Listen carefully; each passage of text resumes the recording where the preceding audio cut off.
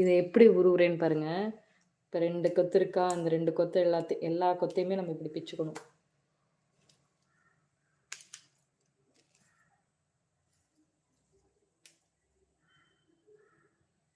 So இது மாதிரி பறிச்சிட்டேனா, இதை என்ன பண்ணணும், ஃபுல்லாக இழுத்துட்டோமா, இதை தூக்கி போட்டுடலாம். அடுத்தது இந்த கீழே பிடிச்சிக்கணும். கீழே பிடிச்சி இந்த மேலே இருக்க கீரையை எடுத்துடணும். இங்கே பாருங்க, குச்சி தெரியுது பாருங்க.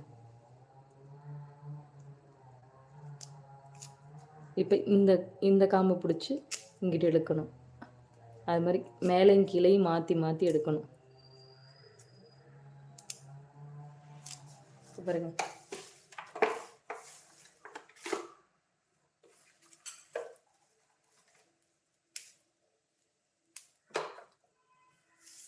இங்கே பாருங்க, கீரை தெரியுதா?